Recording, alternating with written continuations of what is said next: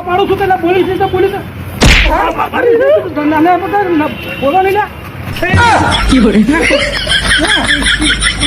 નાખી દઈશ પણ તમે મને તું પરદેશી કરી ઘણો જોર ના મારતો પાછો